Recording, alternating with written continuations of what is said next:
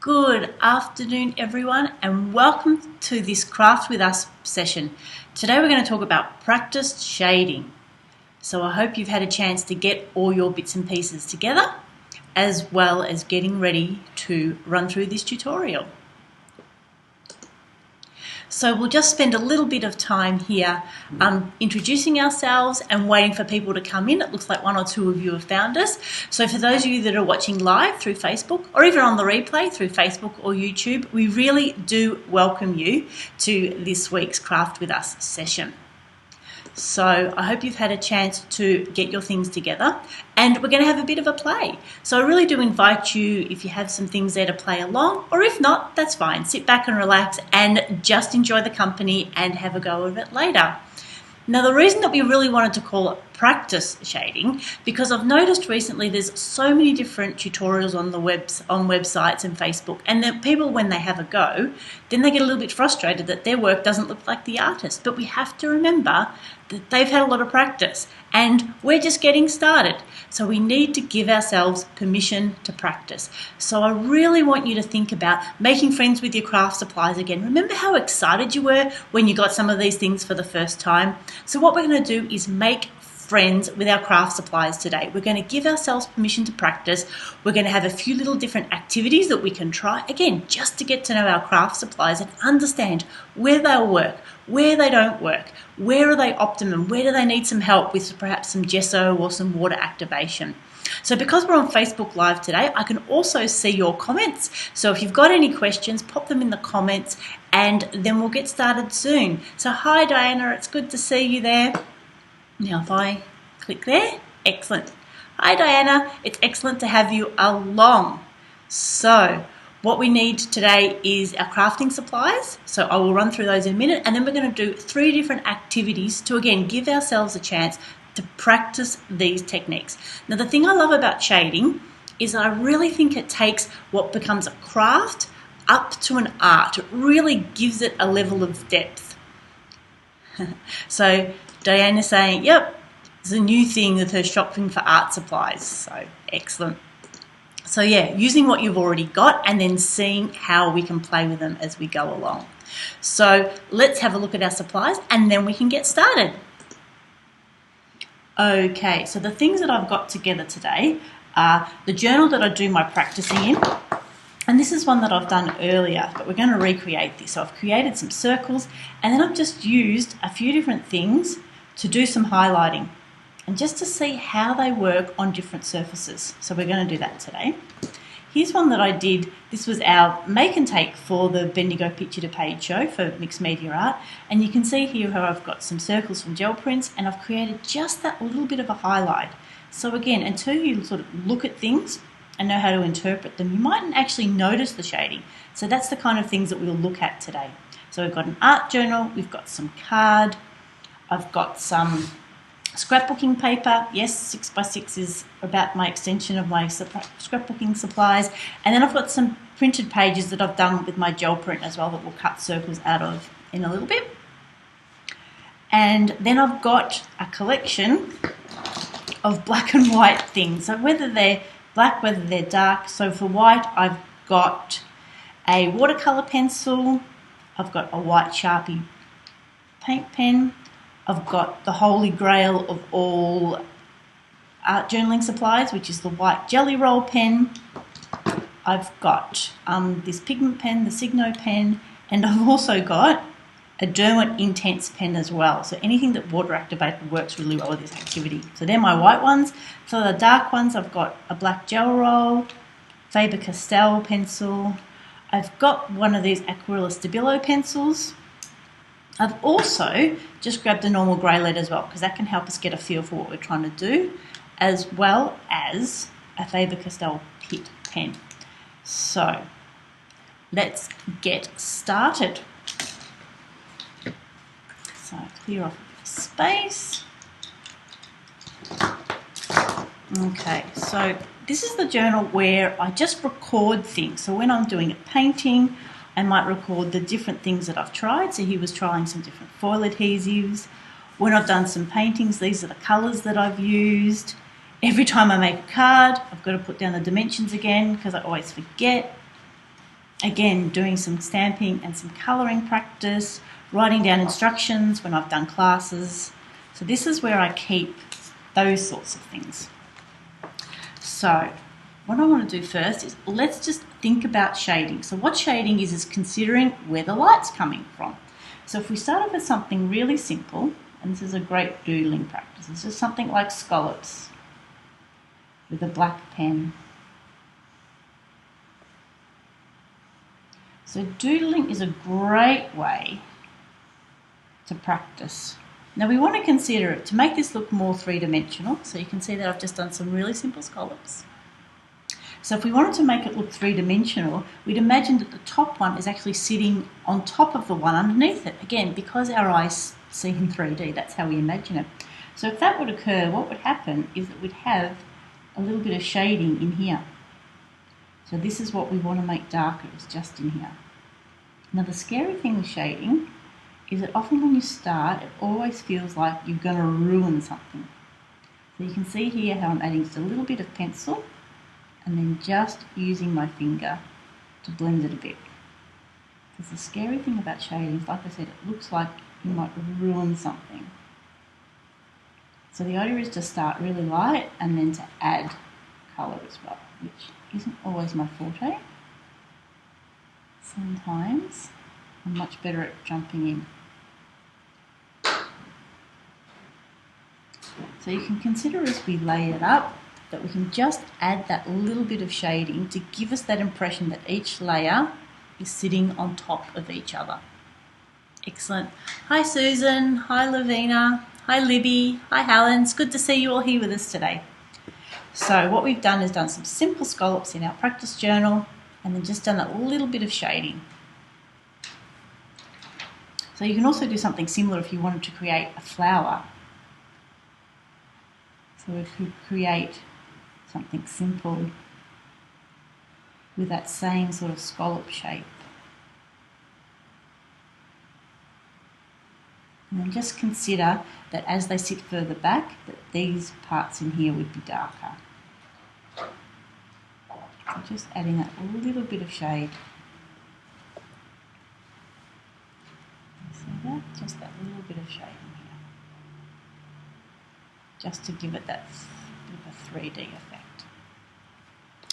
Okay, so what we'll do now is practice with circles. Now the great thing, of course, about circles is that it's a little bit easier to imagine where the light's coming from, as opposed to something like drawing a face, which is a bit too complicated for us today. So what I'm going to do is grab my gel prints and my scrapbooking paper. Now one of my most favourite things to do is actually to create sticker circles ready to go. So what I'm going to do is use this fantastic double-sided tape. So you can also use a glue stick, but this is how I like to make my stickers. So we then get a nice big patch. Now the Mixed Media Art stores have got this adhesive as well as the A4 sheet, so it makes turning anything into a sticker really, really simple. So I've cut this paper into a 4-inch strip, and then I can easily add on my double-sided adhesive. So like I said, you're also welcome to use a glue stick. I think our next session will be talking about the different adhesives and how we can use them. So that's one piece done. This one, oh, it's got butterflies on the back, but still I might be able to do this in one piece.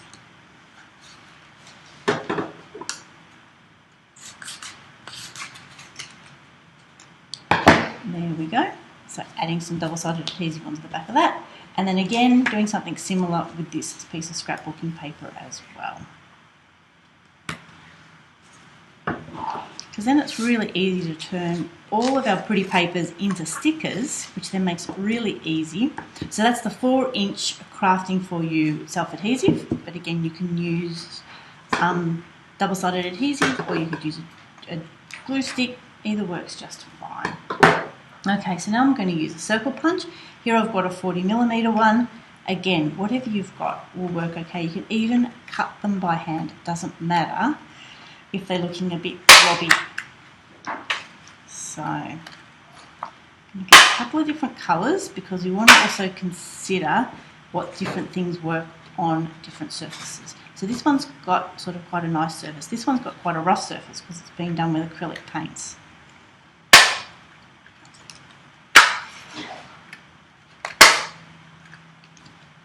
Okay, and then finally we'll do a couple from this one. So this one's already got lots of circles in it. How is this? We've got colours, we've got circles. That's the Julie Bolza art foamy,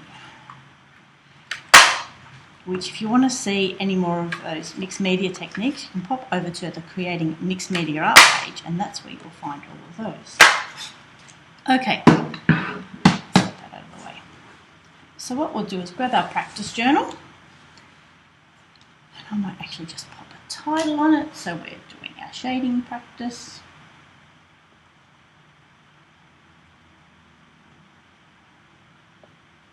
And I always like to make sure we've got the date on things because it's always amazing how we forget. Okay, so what I'm going to do now is stick these down. So like I said, this is one of my favourite things to do with gel prints, is to simply stick them down and then give myself a bit of room so we can write down in this practice journal what we're actually using.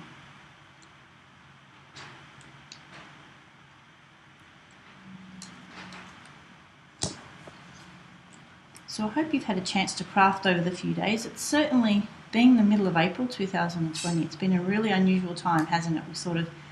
Some of us have had time. For those of you that had kids going back to homeschool today, I wish you all the best. Thankfully, ours are old enough to be a bit more self-schooled. We won't have to be there with them. Although it certainly would be fun to pop into a few of those classes.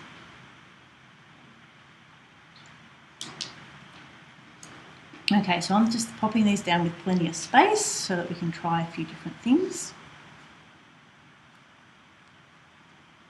And like I said, you can easily just cut circles by hand, or you can use a household item as a template.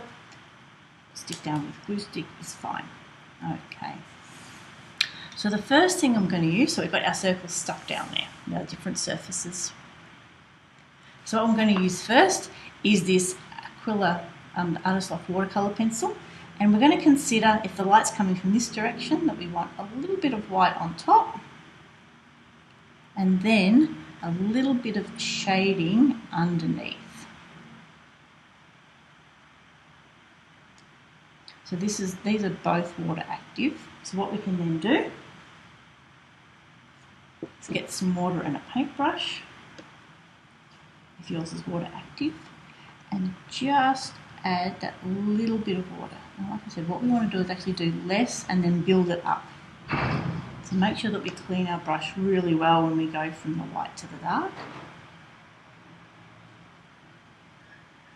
Okay, so there we can see that we've got the white highlight across the top, really subtle. Can you see that there? And then the darker bit underneath as well. So then I'm going to make a note that the white was the Artist Loft pencil.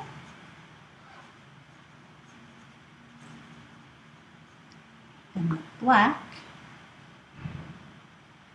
was the Stability. Okay. So if I wanted to add a little bit more, you can always do that. You can use a paintbrush.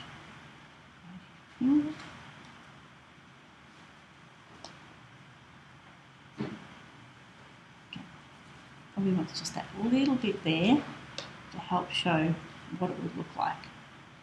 Now I've made a mess of it, of course. Now I've made a huge mess of it. Nothing like live demonstrations, is there? Okay, careful when we're adding our Stabilo. What have we got next to try? Let's get that out of the way. Okay, so next I've got this Sharpie poster pen. So again, just that little bit on the top. I think these are really, depends what surface they're on. You can see there that it just gives me that tiny, tiny little highlight. And again, for that glitter, that might be all that we need. And then for the darkness, I'm going to use the thin tip pen. So this is the fine one. And again, just thinking with the light coming from this direction, to make the circle look round, where would we need to add it? So really, if the light's coming from this direction, I'm looking at about sort of 30 degrees of the circle. I use that 60 degrees, about a third of it. Maybe I should go back to maths class. Okay, so again, there we've used the Sharpie poster paint. And here we've used the Faber-Castell. Of course, hopefully your writing is neater than mine and you'll actually be able to read your handwriting when you come back to it. Okay, so what else have we got? We use those two, we use those two. Okay, now my favourite jelly roll pen. So again, just that. Now I find if you're using something with a bit more detail, you can really sort of make it almost sort of a shooting star. We want it sort of darker there and then tailing off around the side. And then we've got this as well. Now these, again, can look quite dark to start off with. Depending on the surface, the Pitt pens on acrylic paint will run really well. It's not going to really move onto the paper. So again, while that looks dark, if we were looking for a more dramatic effect, we could see how that would work really well. So that was the top. And this was the Faber-Castell. And this colour is cold grey. Okay, so some of the other things, what else have we got? I've got some Dina Wakley scribble sticks. These are all mucked up from the show, so I think I've got, here we go, I've got a white one. And I've got, look, the different colours, we've got a grey, we've also got this, I think it's an umber, like a dark brown, so that's something that could work as well, or a navy blue. So again, just considering on the top, we want, now you can see how that gives us quite a bit of a, more of a subtle highlight than say the pen does, as opposed to the Sharpie or the pencil. So again, it's depending on what type of book we're going for. Now these can be used with or without water. After my last huge smudge, it's almost a bit apprehensive. So I might just leave the white, but just move that brown around a little bit. The other thing that's really good to practice is when you use your mediums with water, sometimes they go a lot darker when you wet them, and then as they dry they get lighter. So that's something to consider when you're playing as well. It's just to understand what it looks like wet. So I know this is a Dina Wakley scribble stick. And this one is white.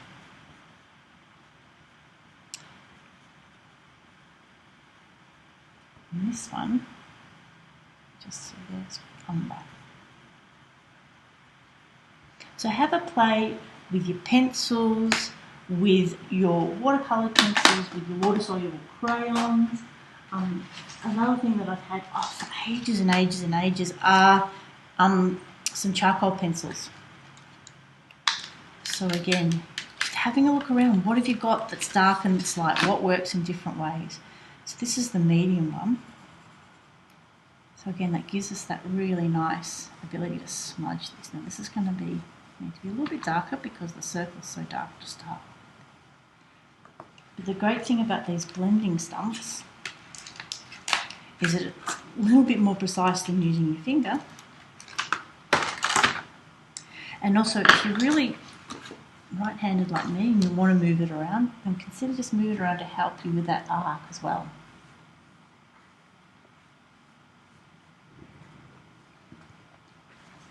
Okay, so that gives us the shadow. You can see that there. And then for the light, what else haven't we used? Oh, we haven't used this one yet, the Do It Intense. So over time, I'm sure all of you have managed to find quite a good collection of white bits and pieces. So we've got the circle, the highlight, and the shadow there as well. So again, that was the pencil. That was the Intense.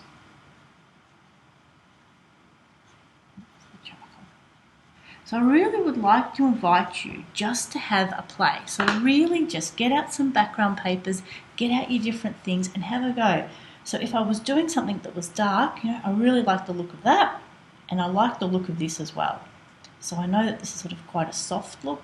This one gives me a bit more detail, and again, if I was using the jelly roll, it gives me just that bit more control. So I probably, again, that's not too bad. That's quite subtle as well. And then for shadows, other than me smudging that everywhere, that went okay. This is a little bit darker, so it doesn't move.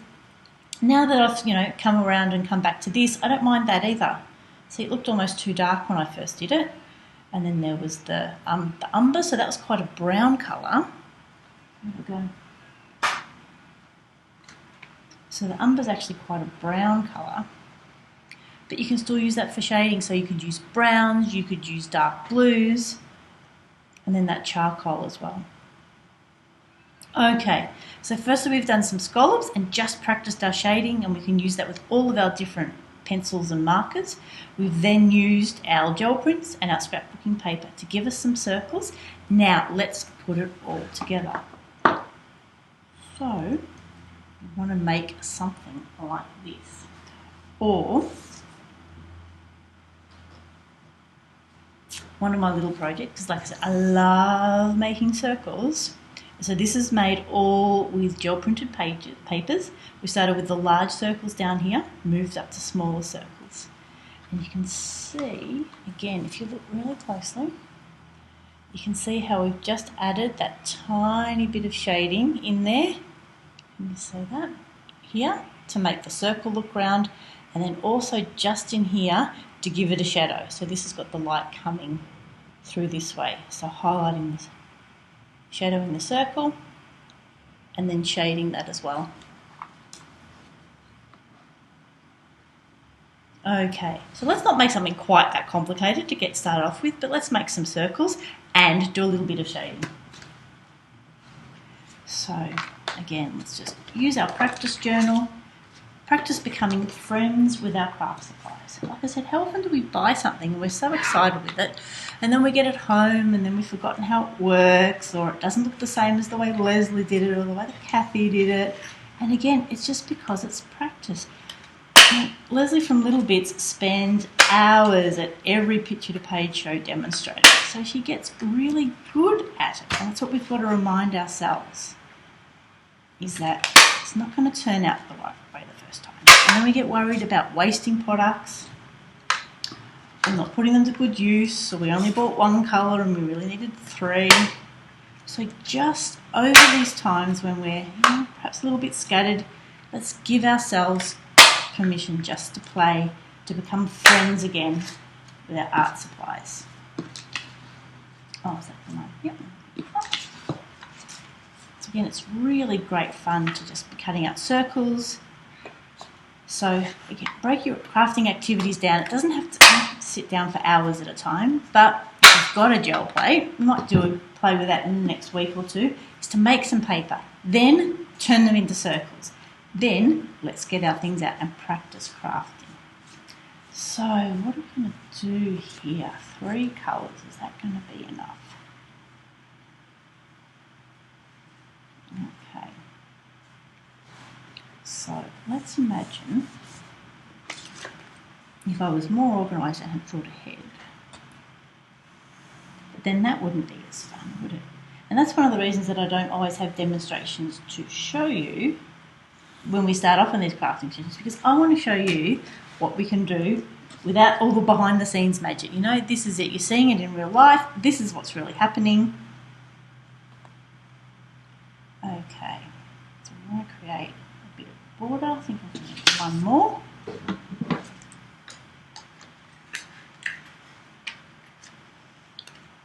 And the great thing about circles is that with all the different sizes we've got, we can go and then use up all those last little bits as well. Okay, so what I'm considering here is if we've got a normal card front, so this would be, what's that, A6 size, so half an A5, and we want to create a horizon. So really looking, we can talk about our composition, that bottom third of the card, and how we would fill that up. Two the same here, that's all right. It always amazes me how hard it is to be random. Okay, so something like that might work. So let's get these stuck down. Wow, it looks like we're losing the sun here today. It's nice to have some warm weather for a change though, isn't it?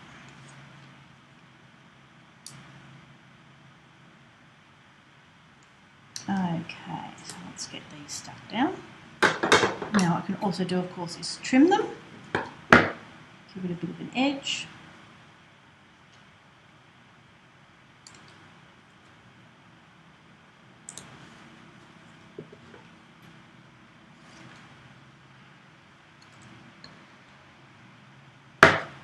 So we want to overlap these circles and then we'll be able to use our shading just to highlight them. So this could become a bit of a feature for an art journal page, or it could become, this is where I'm going to want to stick something underneath as well, isn't it? Okay, maybe we can get away with that. Card front, so again similar to what we did here, using it as the horizon. Okay, sticking that one there.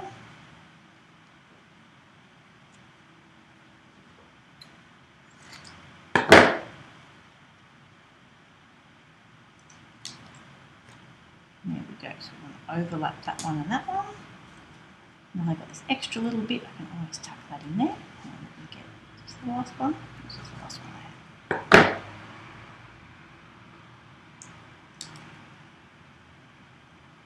have. Okay, now I've still got a few little gaps. So, oh, hang on, here's another one.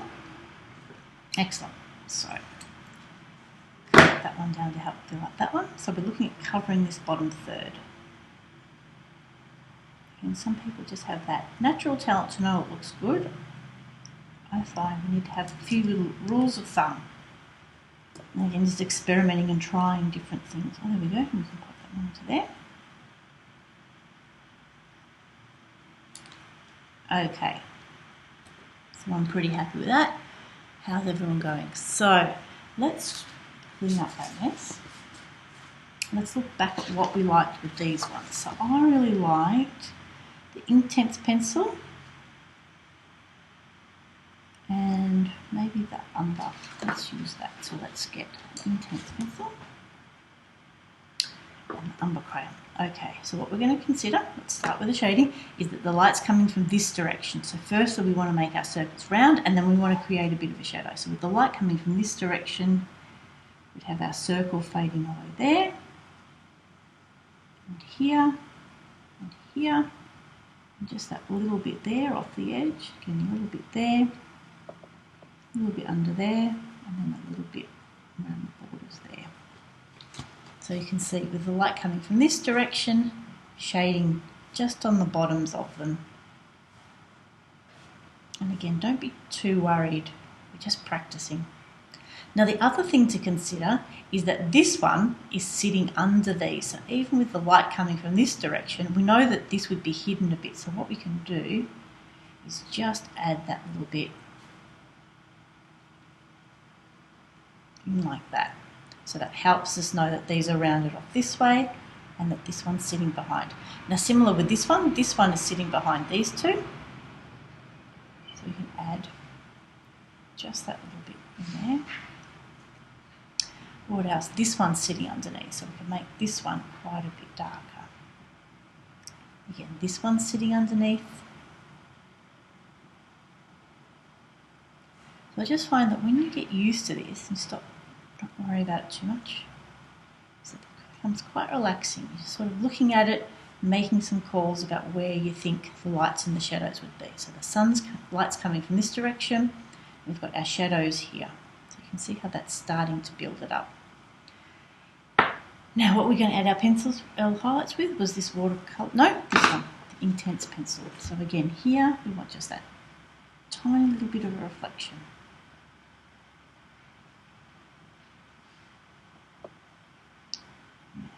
This one's half off, so just a tiny bit there.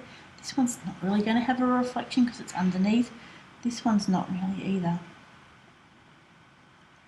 So I probably wouldn't do much more than that.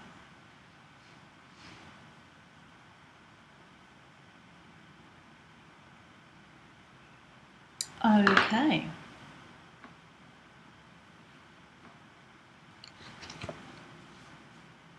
So there we go. We've got our circles. We've created some little highlights. Now, even with different textures, we could still use different mediums on different ones. And then we've created some shadows here as well. So one of the other things to consider, if we've got, I'm not sure where I learned this. I think it might have been a colouring class many years ago now. But about using blue to give it a placement. So here I've got a light blue scribble stick. I've got it in the sky, and what we can do is just to help place it, and you can see what I've done here on this figure is just put a little bit of that blue there, and what that does is help give it a place, help settle it rather than looking like it's floating in through the air. So what I might try on this one is just to consider adding a little bit, and again it just takes a bit of practice. So one of the ways I love using my scribble sticks, for those of you that came along to see as a picture to page, is actually just getting some colour off the back. And then just really gently, just a little bit. So again, just popping that little bit of the blue to help place it. It's not really a shadow. It just helps. Now, this is actually quite rough drawing. We're going to have trouble moving that any further. But it just helps give it that place, just that little bit more. So again, experiment and try a few different things.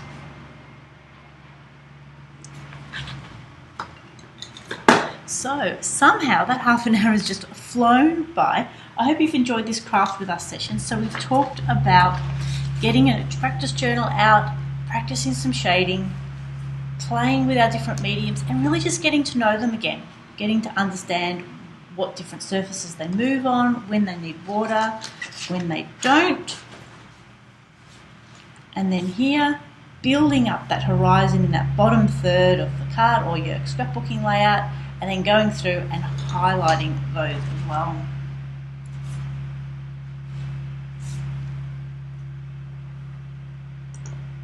So I hope that's given you some ideas and things to have a try out with this craft with us session. So I want you to get out your different craft supplies, give yourself a bit of, just permission to play, permission to have fun, permission to get to know your craft supplies and make friends with them, and remind yourself why you bought them in the first place, because there is no point buying craft supplies and not using them.